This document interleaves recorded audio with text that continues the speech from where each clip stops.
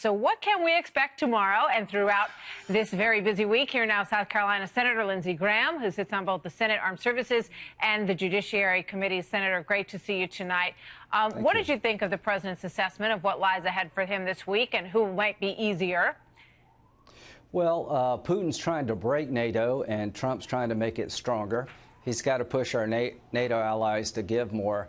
But when you sit down with Putin, I hope you understand you're sitting down with an enemy of the United States, an enemy of democracy. And don't be confused, Mr. President. Putin's not your friend. Do you think he is confused about that? No, not really. I think he's trying to have a good relationship, but a good relationship has to be defined by behavior.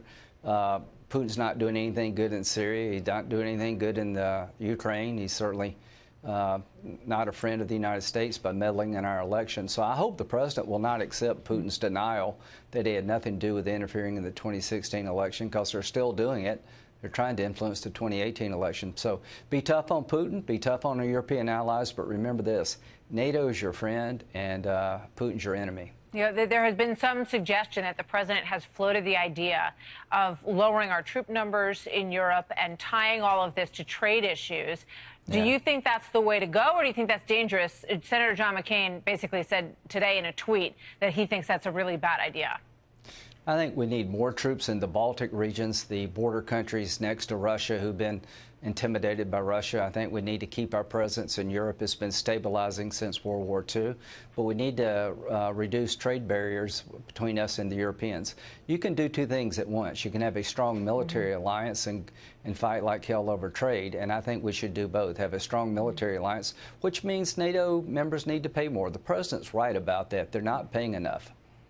So in terms of the other big news that happened last night, I know that you're very happy about Judge Kavanaugh. Yes. And the Women's March folks put out a press release, and perhaps, you know, they need a better fact checker, because this is the press release. It says, in response to President Trump's nomination of XX to the Supreme Court of the United States, the Women's March is releasing the following statement, which goes on to, you know, basically say that this person is a horrible person and that he's going to change the way that we see life here in America. I mean, pretty incredible, just blanket disapproval before they even knew who it was. Well, President Trump could nominate George Washington and they would all be up in arms. It seems to be that if you're running for president on the Democratic side in 2020 or thinking about it, you have to prove you're the most insane person when it comes to Trump nominees. It's sad to see my colleagues sink so low. This is a well-qualified nominee. He's lived an incredible life. He's one of the greatest conservative minds of his generation. He's every bit as qualified as Sotomayor and Kagan. Every president deserves a chance to pick nominees that are highly qualified. And Brett Kavanaugh is one of the smartest, most qualified people any president could choose as a Republican. What they're saying is elections matter only when Democrats win.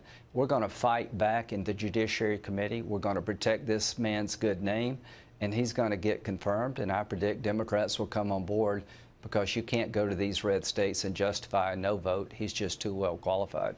What do you say to those who express concern about the Russia investigation and that Judge Kavanaugh's history in protecting executive powers makes them believe that this was sort of a preventative move, that they feel that they're going to have a friend on the court if it ever comes to a question of impeachment for this president?